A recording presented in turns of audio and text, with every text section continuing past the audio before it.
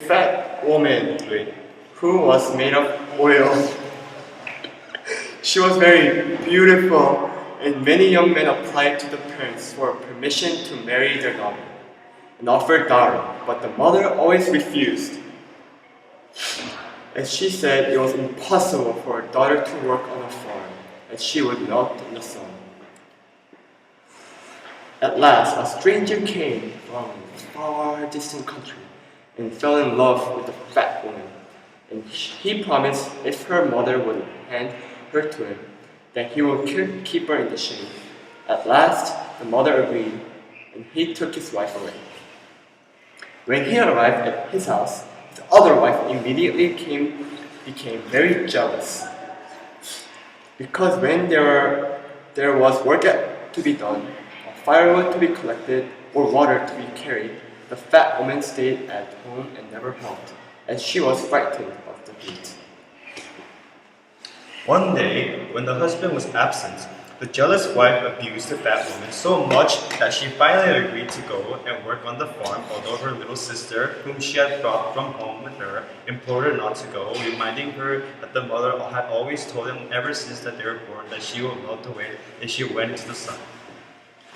All the way to the farm, the fat woman managed to keep in the shade, and when they arrived at the farm, the sun was very hot, so the fat woman remained in the shade of a big tree. When the jealous wife saw this again, began abusing her, and asked her why she did not go do her share of work. At last, she could stand the nagging no longer, and although her little sister tried very hard to prevent her, the fat woman went out into the sun to work, and immediately began to melt away. There was very soon nothing left of her but one big toe, which had been covered by a leaf. This her little sister observed, and with tears in her eyes, she picked up the toe, and which was all that remained of the fat woman. Having covered it carefully with leaves, placed it in the bottom of her basket. When she arrived at the house, the little sister placed the toe into the earthen pot, filled it with water, and covered the top with clay. "Where's my fat wife?" And the little sister, crying bitterly, told him that the jealous woman had made her go out into the sun and that she had melted away. She then showed him the pot with the remains of her sister and told him that her sister would come to life again in 3 months, time quite complete. But he must send away the jealous wife so that there should be no more trouble.